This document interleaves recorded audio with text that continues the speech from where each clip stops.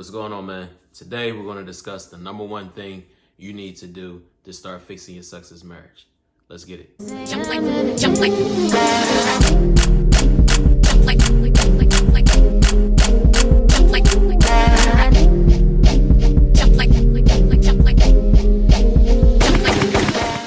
All right, so in the previous video, I mentioned that the number one thing you have to do to fix a sexless marriage is call out the BS. So today we're going to discuss exactly what I meant by that and why it's important. And if you stay all the way to the end, I'll start showing you how to do it. All right. So what do I mean by calling out the BS? First, let's talk about what I don't mean. So I'm not telling you to go tell your wife it's BS that she has you in a sexless marriage. I'm not telling you to wake up and realize it's BS that you're in a sexless marriage or that she's cheating on you or she's not into you. Although, those two things are a real possibility, but it's not always the case. There's medical reasons why sex may have slowed down. There's psychological reasons why sex may have slowed down. And sometimes it's things that you're doing as the man or allowing that's killing her attraction for you. So that's the one I really want to focus on. Today, we're going to focus on where everything you do or allow into your life comes from, which is your belief system. Right? So you may be wondering, how will this fix a sexless marriage? How is a belief system relevant to a sexless marriage? So the quick answer there is that your belief system dictates both everything you do and everything that you allow into your life. This isn't a new concept or idea. This is something most people are already aware of, and there's even quotes about it all throughout human history. A man is a product of his own thoughts. That's by Gandhi. Emerson is given credit with saying, as a man thinketh, so is he, but that's really from the Bible. That's Proverbs 23:7. As a man thinketh in his heart, so is he. And also from the Bible, Proverbs 4:23, above all else, guard your heart, for everything you do flows from it. So this idea isn't new. This idea of belief systems isn't new. It can also be found in popular books like Think and Grow Rich, things like the Law of Attraction.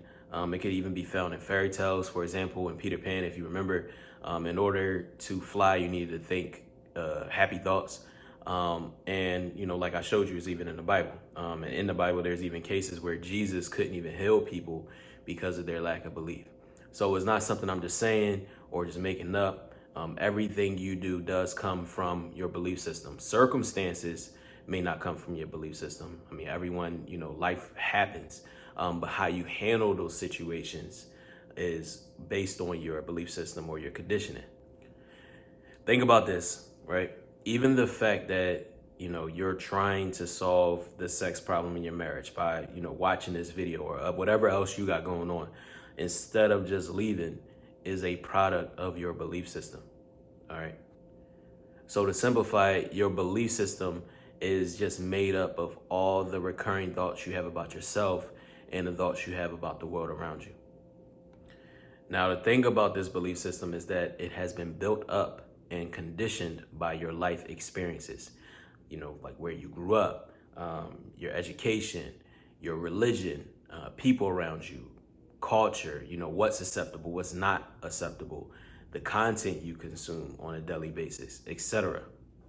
The thing about this conditioning is that it makes no difference if it's accurate. All right. So whether it's right, wrong, good, bad, it does not matter. It just is. All right. So if you've been conditioned with wrong beliefs or false beliefs, beliefs that aren't accurate, for example, about how to interact with women or how to have a long-term marriage or relationship, you will get bad results. All right. Regardless of your looks, regardless of your financial situation, regardless of whatever. This is how, guys who you may think, you look better than, or, you make more money than, they can have better results with women and in relationships than you, because it really comes down to who you are internally or your conditioning. This idea of conditioning is also seen in nature. So when you look at studies on animals released back into the wild, only 33% of all animals that grew up in captivity will survive in the wild. They have the same teeth, they have the same claws, they have the same power, but they have been conditioned to have food delivered to them. And, they lack the conditioning needed to survive in those unforgiving and harsh environments. They haven't dealt with the life or the hard struggles that those animals that have been living in the wild since birth have dealt with and overcame. So this is why calling out your belief system or your conditioning is so important. If everything you do flows from it and you happen to be in a sexless marriage, this is the first place you need to look.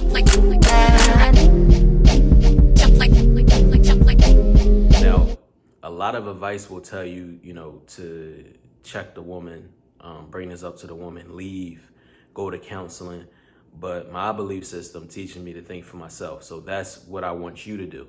The people telling you to leave your marriage will not be in court with you or helping you pay alimony or paying child support with you or any of the attorney fees that's going to come along with it.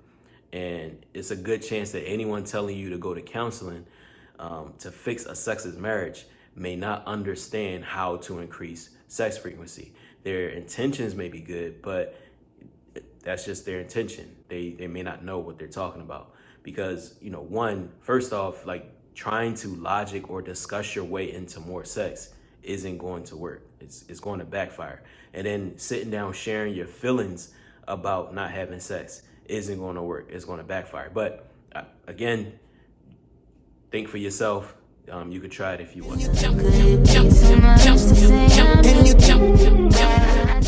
That's the thing, you really have to think for yourself.